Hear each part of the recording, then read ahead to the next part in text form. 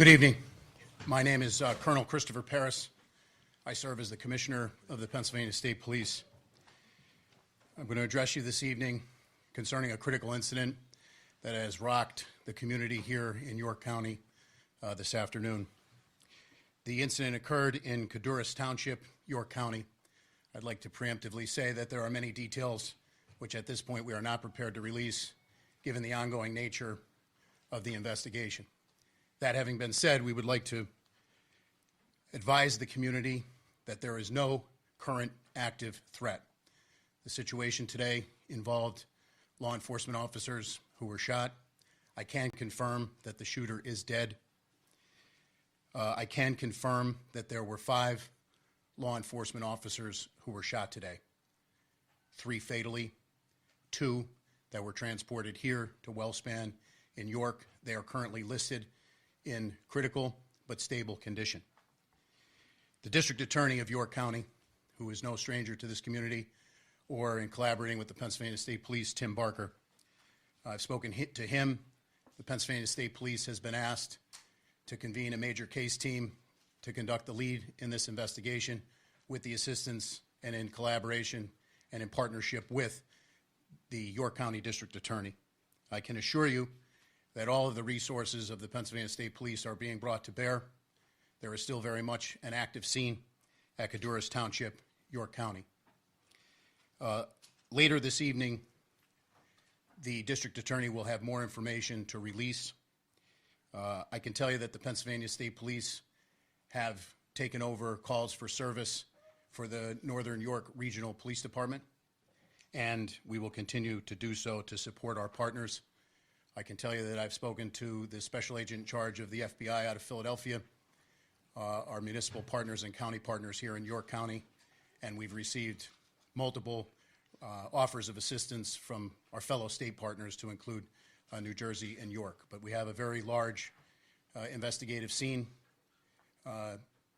In being here today with our law enforcement family for the second time in 2025, I'd just like to say on a very personal note, our hearts and prayers go out to them, to the families of the deceased and the families of those officers who were wounded. There are simply no words that I can offer to assuage the grief that this community has experienced and unfortunately will continue to experience. The grief will be unbearable, but we will bear it.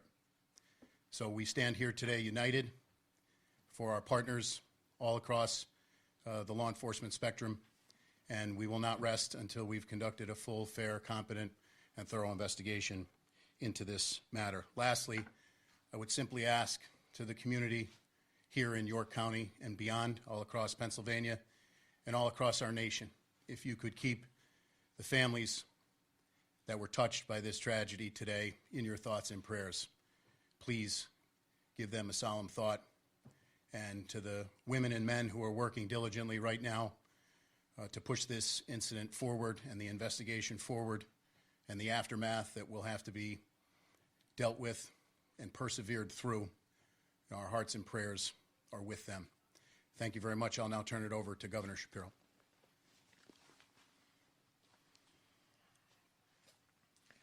This is an absolutely tragic and devastating day for York County and for the entire Commonwealth of Pennsylvania. We grieve for the loss of life for 3 precious souls who served this county, served this Commonwealth, and served this country. And we continue to pray for the full recovery of those who are dealing with their wounds. This, of course, is on the heels of just a few months ago when we lost another York County son, Officer Duarte, who again gave his life in the line of service. I had the opportunity with the Lieutenant Governor and with Senator Phillips Hill, Representative Grove, and your 3 county commissioners to spend some time with the families of those who have been impacted by this violence today. I think it's important for you to know that these families who are dealing with, they're grieving right now and they're suffering right now, took time to tell us how proud they were, how proud they are, pardon me, how proud they are of their loved ones who put on a uniform to keep us safe. It's an extraordinary thing that these law enforcement families do. They support the individual who puts on the uniform and runs toward danger. They're there for them when they leave in the morning, and they pray throughout the day that they will come home at night. So I hope as this community comes together, as I know it knows how to do, and prays, that we think not just about those who wear the uniform, but those who stand behind and next to those who wear the uniform every day. These families are extraordinary, and I hope you'll join me in prayer for them. I had some time to spend with the law enforcement who are gathered here today, who ran here because they knew that their brothers in uniform were in danger or their lives were cut short. And I'll just share with you what I told them. The entire Commonwealth of Pennsylvania respects them, and we have their backs. And we so appreciate the work that they do every single day when they go out to keep us safe, when they go out to protect our freedoms and our rights. This is something that, sadly, we only tend to share in times of tragedy. I think it is important that this Commonwealth knows that every day we appreciate those who put on the uniform and those who keep us safe. There are others here at WellSpan who wear different kind of uniforms. And I want to say thank you to the doctors, to the nurses, to the staff here at this extraordinarily wonderful healthcare institution that sadly has seen too much trauma. But thanks to their extraordinary talents and their dedication to their neighbors, they're able to help people get back up on their feet. That's what you did today for these two brave souls who put on a uniform to keep us safe. And so we appreciate those of you who don the white coat and the scrubs, those of you who support the work that they do. You truly are wonderful people, and we appreciate you very, very much. I want to let you know that Attorney General Pam Bondi reached out directly to me and shared with me that we have the full support of the federal government. I know, as Colonel Paris indicated before, he has spoken to the lead of the FBI here in this region. We so appreciate law enforcement at every level, and we, of course, appreciate our federal partners. General and I worked together when I was Attorney General here in Pennsylvania. She was the Attorney General in Florida. It meant a lot to me that she reached out to offer her support and her prayers for good people of Pennsylvania. Here's the last thing I want to say, and I'll turn it over to the Lieutenant Governor. This kind of violence isn't okay. We need to do better as a society. We need to help the people who think that picking up a gun, picking up a weapon is the answer to resolving disputes. We need to do better when it comes to mental health. We need to do better when it comes to looking out for those who are in need so we don't have to deal with tragedies like this. We got to do better as a society. I know everybody up here believes that, and everybody up here works hard to do that every day.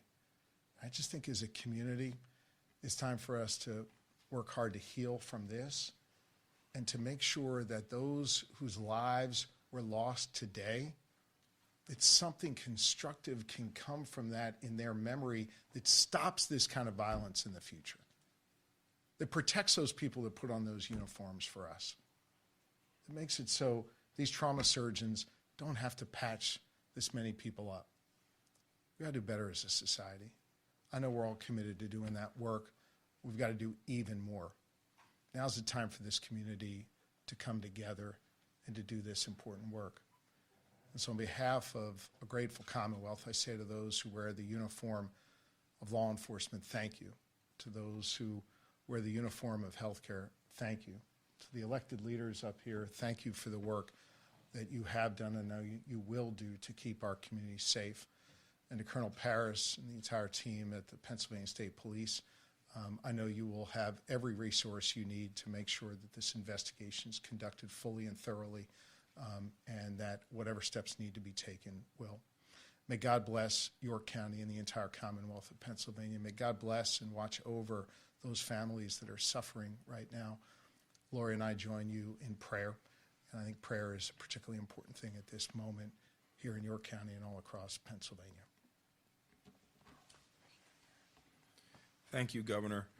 I share your thoughts and prayers for the officers that were lost today, the officers who were injured, and every law enforcement person across this great Commonwealth.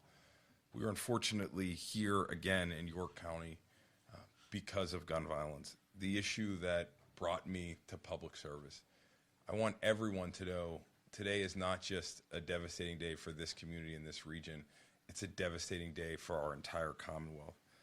My wife Blair and our entire family join in the prayers of, I believe, 13 million Pennsylvanians who are praying for the officers and their families today.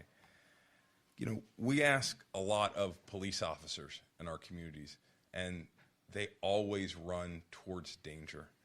I think we all have a responsibility to continuously do our part to make our community safer.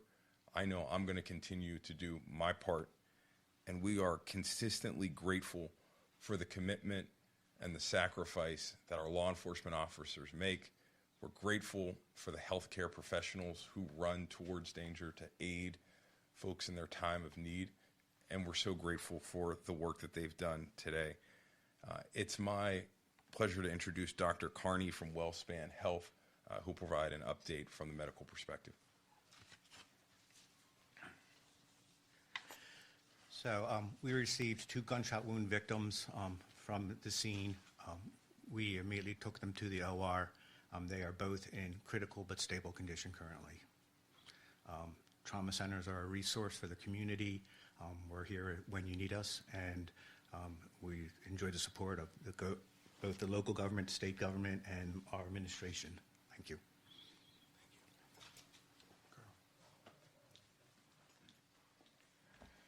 So at this point, I would open it up to a few brief questions, however, prefacing that with the fact that the information we can provide is extremely limited.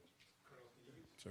Did you say this was, the officers involved are from Northern New York? And I did not say, and that was intentionally done so. Obviously, we know who they are and who they work for.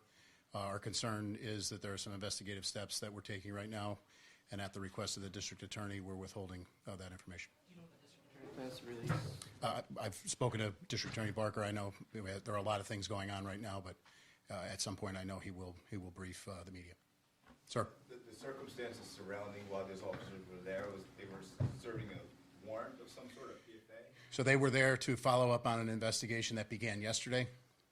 The general heading of that investigation, I would say, would be domestic related, but beyond that, the facts and circumstances, we have more information, but pending the search warrants that we're currently typing up and serving, we want to hold that information any more specificity.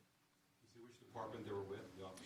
No, I did not. So we're going to, at this point, say that the 5 law enforcement officers in York County, and we're going to leave it there, and I'm going to defer to the district attorney, Tim Barker. I just want to be clear, so there were 5 law enforcement shot, 3 of them killed, 2 in critical here in this hospital, but then the shooter was also killed. Is that the number? Correct. Those numbers are correct, sir. Are there any other suspects involved? At this point, we believe that the community is safe, but we're leaving no stone unturned, and we're going to run every lead down. But I don't have that for you. Do you know if SWAT was called in?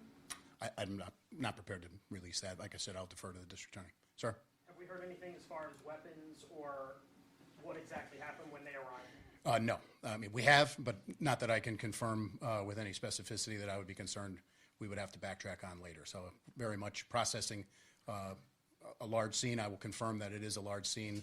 Members of the PSP Forensic Services Unit are down there mapping it right now. It's still very much an active scene. It is secure, and we believe, just to reiterate, there's no threat to the community. A couple more questions here. Was he shot by police or did he shoot himself? He was shot by police. Can you confirm the address or the block number of the scene? No, not at this time. Governor, can I get your thoughts on, earlier today you were in Chester trumpeting the fact that violent crime had actually been reduced there. What your day, how you would sum up your day after that, and then here you are now. Well, look, this isn't about me or my emotions. I think this is just about a grieving community, and I wanted to be here with this community. I want law enforcement to know how much we care about them and respect them. I want this hospital team to know how much they matter in this community. And most importantly, I want these families to know that we're all grieving with them and praying for them and that they're not alone. Thank you all very much. Thank you, guys.